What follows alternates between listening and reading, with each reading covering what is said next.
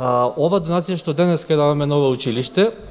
е во рамките на проектот Акција против родово базирано насилство кај роми и други маргинализирани групи, проект кој што е поддржан од страна на германската амбасада во нашата држава во Скопје при Сојузното министерство за надворешни работи на Германија. Меѓутоа, ова е само дел од огромната поддршка која што амбасадата на Сојузна република Германија ја дава на нашата држава, а јас само ќе ви ги прочитам оние работи кои што преку точно германската амбасада се донирани не само во нашата општина, туку и надвор од нашата општина, и тоа само во овие 2-3 месеци. Моментално, значи, се даваат, тоест денеска, 34 таблети за ученици од социјално загрозени семејства,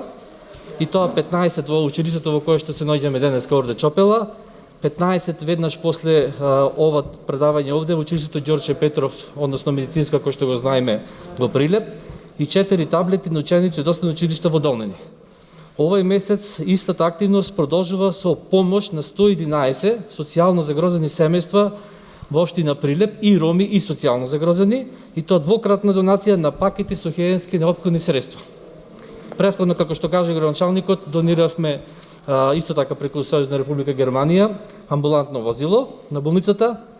Во месец декември, односно овој месец, во болницата во Кичево повторно се работи и ќе донираме во овој месец процес на изградба е монтажен објект со 5 болнички простории кои ќе бидат опремени со медицински инвентар со цел да се справат со пациентите заболени од COVID-19. Истовремено, овој месец во болницата во општина Шуто-Ризари ќе донираме медицинска техника, апарати за дезинфекција, скафандери, заштитни ракавици, маски, визери, боци со кислород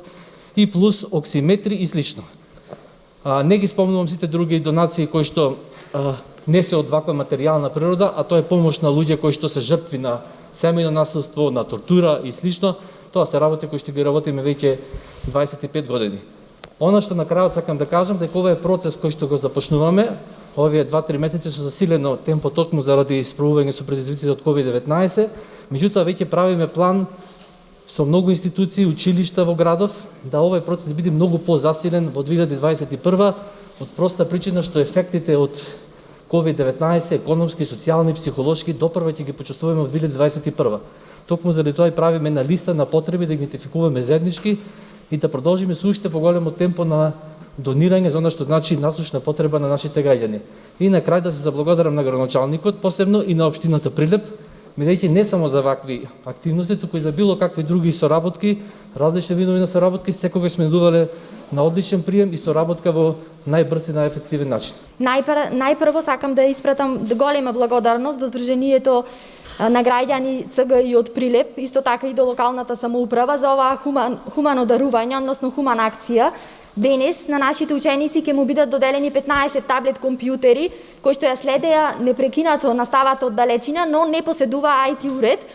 Тоа представува еден нов почеток за сите нив. Со ваквата хумана акција сите ние ќе придонесеме заеднички во подобрување на нивниот напредок во образованието, во онлайн наставата, но и континуирано можеме да ги следиме нивните постигнувања. Сакам да ја поздравам нивната иницијатива затоа што како хуманитарна невладина организација години назад, мислам околу 23 години назад, тоа го прави со несмалено темпо,